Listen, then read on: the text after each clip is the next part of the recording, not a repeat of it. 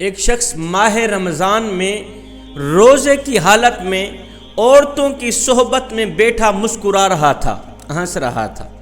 ماہ رمضان کا مہینہ تھا، روزے کی حالت میں عورتوں کی صحبت میں بیٹھا آنکھوں میں آنکھیں ڈال کے باتیں کر رہا تھا، ہنس رہا تھا، مسکرا رہا تھا۔ ادھر سے حضرت سیدنا امام جعفر صادق رضی اللہ تعالی عنہ کا گزر ہوا۔ حضرت امام جعفر صادق رضی اللہ تعالی عنہ نے ماہ رمضان میں روزے کی حالت میں اس شخص کو جب عورتوں کی صحبت میں بیٹھ کے مسکراتا دیکھا، ہنستا دیکھا، گپے شپے مارتا دیکھا، تو حضرت امام جعفر صادق رضی اللہ تعالی عنہ نے اسے وہاں سے اٹھایا، ایک سائٹ پہ لے گئے۔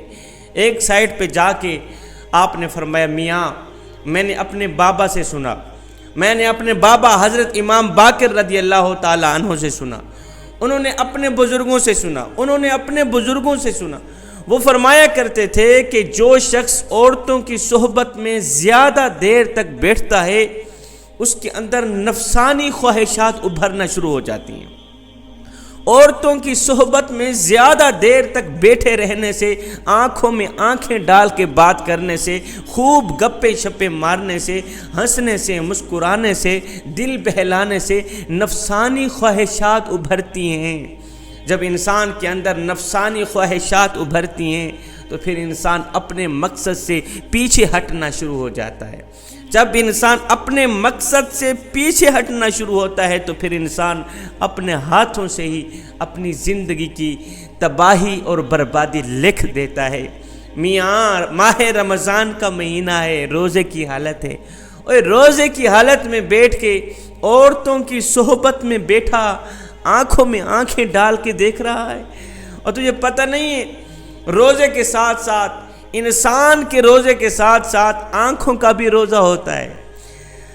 تو مسکرا رہا ہے، خوب گپیں لگا رہا ہے، تجھے پتہ نہیں ہے زبان کا بھی روزہ ہوتا ہے، تجھے پتہ نہیں ہے آنکھوں کا بھی روزہ ہوتا ہے، ہاتھوں کا بھی روزہ، دل کا بھی روزہ، سینے کا بھی روزہ، پورے جسم کا روزہ ہوتا ہے۔ میاں عورتوں کی صحبت میں بیٹھنے سے جتنی نفسانی خواہشات ابھرتی جائیں گی، روزے کا ثواب گھٹتا جائے گا۔ ادھر سے نفسانی خواہشات بڑھتی جائے گی، روزے کا ثواب گھٹتا جائے گا۔ روزے کا ثواب یہاں تک کہ 0/0 آ رہے گا۔ جب 0/0 آ پہنچے گا تو اس روزے کی اللہ کے نزدیک کوئی قیمت نہیں، کوئی قدر نہیں۔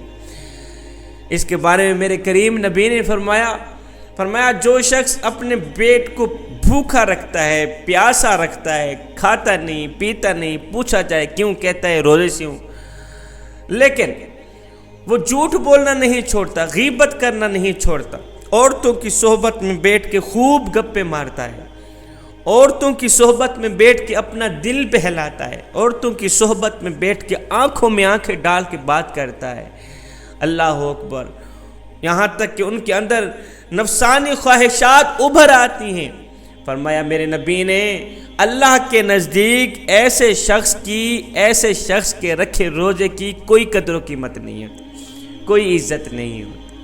فرمایا میاں میں تمہیں 3 نصیحتیں دے کے جاتا ہوں، اگر دنیا و آخرت میں کامیاب ہونا چاہتے ہو تو پھر امام باقر کے بیٹے امام جعفر کی ان 3 نصیحتوں کا دامن کبھی نہ چھوڑنا۔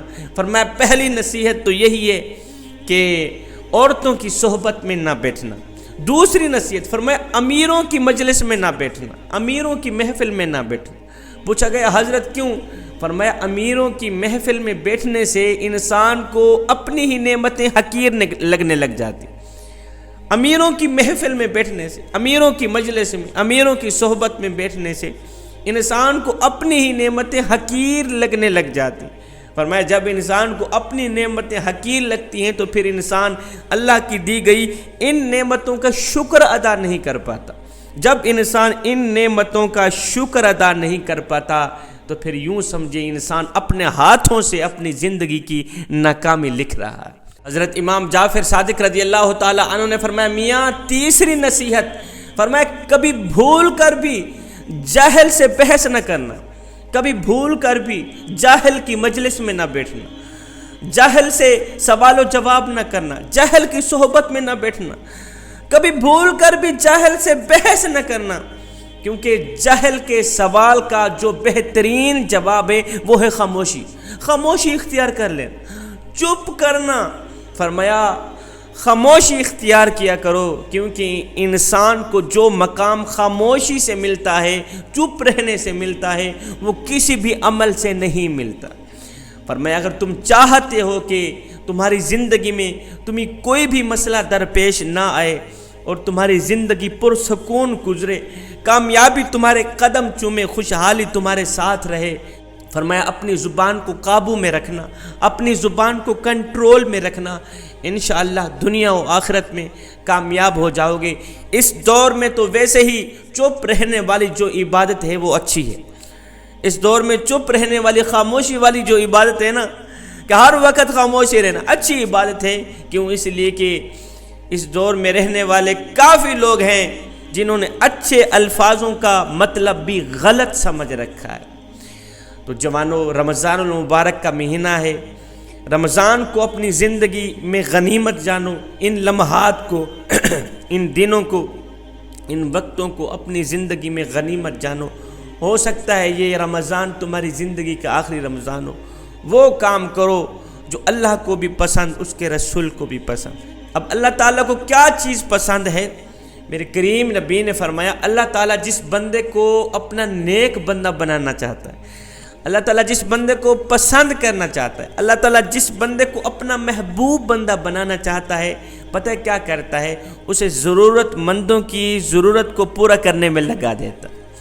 میں قربان جاؤں، میرے کریم نبی نے فرمایا اونٹ کی کوہان میں چھری اتنا جلدی اثر نہیں کرتی جتنا جلدی رزق ان کو پہنچتا ہے جو مسکینوں کو کھانا کھلاتے ہیں، جو سحری کے وقت، افطاری کے وقت اپنے دسترخوان پہ امیروں کی جگہ غریبوں کو بٹھاتے ہیں، امیروں کو بلانے کی جگہ مسکینوں کو بلاتے ہیں، غریبوں کو بلا کے ان کو کھانا کھلاتے ہیں، پیٹ بھر کے کھانا کھلاتے ہیں، ٹھنڈا پانی پلاتے ہیں۔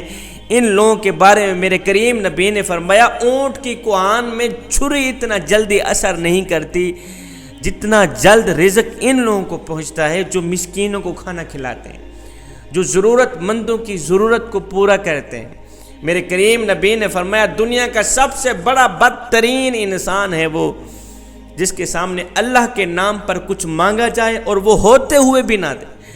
فرمایا دنیا کا سب سے بڑا نیک اور اچھا انسان ہے وہ جس کے سامنے اللہ کے نام پر کچھ مانگا جائے اور وہ نہ ہوتے ہوئے بھی کچھ نہ کچھ عطا کر دے۔ میرے کریم نبی سے پوچھا گیا آقا اگر دل پتھر بن جائیں تو ان پتھر دلوں کو نرم کرنے کا کوئی طریقہ بتا دیں۔ آقا اگر ہمارے دل خدا نہ کرے پتھر بن جائیں، سخت بن جائیں، تو ان دلوں کو نرم کرنے کا کوئی نسخہ بتا دیں۔ میرے کریم نبی نے فرمایا صحابہ جب تمہارا دل پتھر بن جائے تو اس پتھر دل کو نرم کرنے کا ایک ہی نسخہ ہے، وہ ہے مسکینوں کو کھانا کھلانا، وہ ہے غریبوں کی مدد کرنا، وہ ہے ضرورت مندوں کی ضرورتوں کو پورا کرنا۔